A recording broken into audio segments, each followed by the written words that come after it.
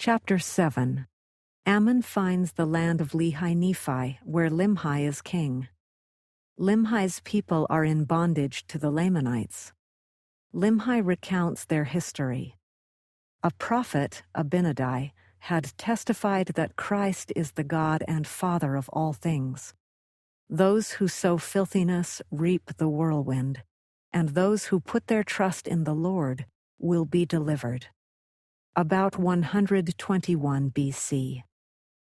And now it came to pass that after King Mosiah had had continual peace for the space of 3 years, he was desirous to know concerning the people who went up to dwell in the land of Lehi-Nephi, or in the city of Lehi-Nephi. For his people had heard nothing from them from the time they left the land of Zarahemla. Therefore they wearied him with their teasings. And it came to pass that King Mosiah granted that 16 of their strong men might go up to the land of Lehi-Nephi, to inquire concerning their brethren. And it came to pass that on the morrow they started to go up, having with them one Ammon, he being a strong and mighty man, and a descendant of Zarahemla, and he was also their leader. And now they knew not the course they should travel in the wilderness, to go up to the land of Lehi-Nephi. Therefore they wandered many days in the wilderness, even 40 days did they wander. And when they had wandered 40 days, they came to a hill, which is north of the land of Shilom, and there they pitched their tents. And Ammon took 3 of his brethren, and their names were Amaleki, Helam, and Hem. And they went down into the land of Nephi.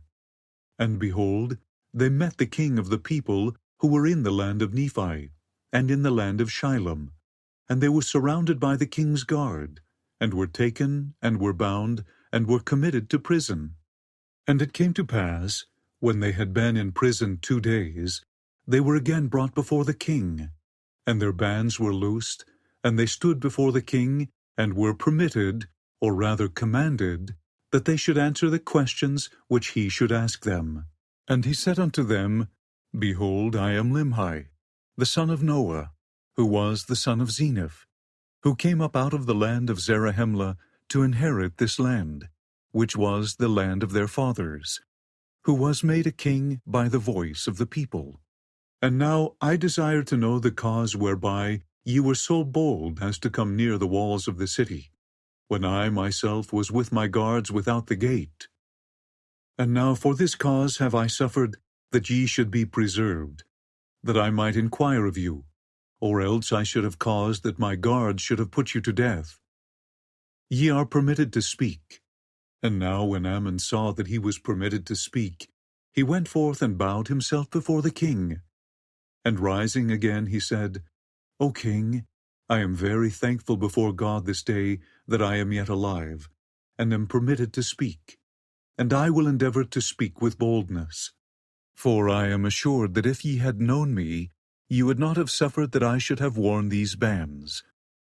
For I am Ammon, and am a descendant of Zarahemla, and have come up out of the land of Zarahemla to inquire concerning our brethren, whom Zeniff brought up out of that land. And now it came to pass that after Limhi had heard the words of Ammon, he was exceedingly glad, and said, Now I know of a surety that my brethren who were in the land of Zarahemla are yet alive. And now I will rejoice, and on the morrow I will cause that my people shall rejoice also. For behold, we are in bondage to the Lamanites, and are taxed with a tax which is grievous to be borne. And now behold, our brethren will deliver us out of our bondage, or out of the hands of the Lamanites, and we will be their slaves. For it is better that we be slaves to the Nephites, than to pay tribute to the king of the Lamanites. And now King Limhi commanded his guards that they should no more bind Ammon nor his brethren, but caused that they should go to the hill which was north of Shilom, and bring their brethren into the city, that thereby they might eat, and drink, and rest themselves from the labors of their journey. For they had suffered many things. They had suffered hunger, thirst, and fatigue. And now it came to pass on the morrow that King Limhi sent a proclamation among all his people, that thereby they might gather themselves together to the temple, to hear the words which he should speak unto them. And it came to pass, that when they had gathered themselves together, that he spake unto them in this wise, saying, O ye my people, lift up your heads and be comforted. For behold, the time is at hand, or is not far distant, when we shall no longer be in subjection to our enemies, notwithstanding our many strugglings, which have been in vain. Yet I trust there remaineth an effectual struggle to be made. Therefore lift up your heads and rejoice, and put your trust in God, in that God who was the God of Abraham, and Isaac, and Jacob, and also that God who brought the children of Israel out of the land of Egypt, and caused that they should walk through the Red Sea on dry ground, and fed them with manna, that they might not perish in the wilderness.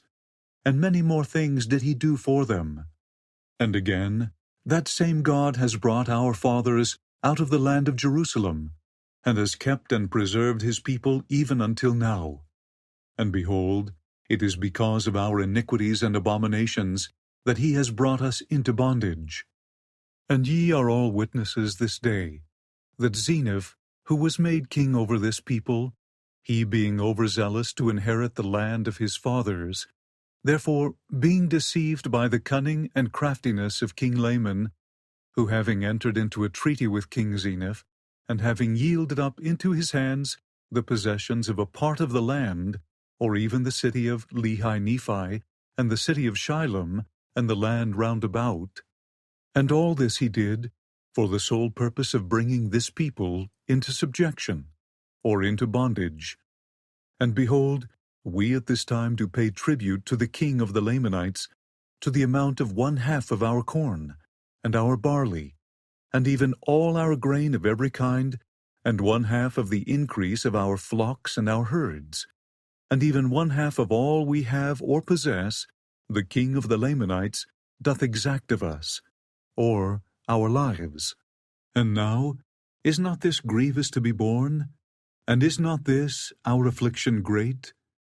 Now behold, how great reason we have to mourn. Yea, I say unto you, great are the reasons which we have to mourn. For behold, how many of our brethren have been slain, and their blood has been spilt in vain, and all because of iniquity. For if this people had not fallen into transgression, the Lord would not have suffered that this great evil should come upon them. But behold, they would not hearken unto his words. But there arose contentions among them, even so much that they did shed blood among themselves. And a prophet of the Lord have they slain, yea, a chosen man of God, who told them of their wickedness and abominations, and prophesied of many things which are to come, yea, even the coming of Christ. And because he said unto them that Christ was the God, the Father of all things, and said that he should take upon him the image of man, and it should be the image after which man was created in the beginning. Or in other words, he said that man was created after the image of God, and that God should come down among the children of men, and take upon him flesh and blood, and go forth upon the face of the earth. And now, because he said this, they did put him to death. And many more things did they do, which brought down the wrath of God upon them. Therefore, who wondereth that they are in bondage, and that they are smitten with sore afflictions? For behold, the Lord hath said, I will not succor my people in the day of their transgression, but I will hedge up their ways, that they prosper not. And their doings shall be as a stumbling block before them. And again he saith, If my people shall sow filthiness, they shall reap the chaff thereof in the whirlwind, and the effect thereof is poison. And again he saith, If my people shall sow filthiness, they shall reap the east wind, which bringeth immediate destruction. And now behold, the promise of the Lord is fulfilled, and ye are smitten and afflicted. But if ye will turn to the Lord with full purpose of heart, and put your trust in him, and serve him with all diligence of mind, if ye do this, he will, according to his own will and pleasure, deliver you out of bondage.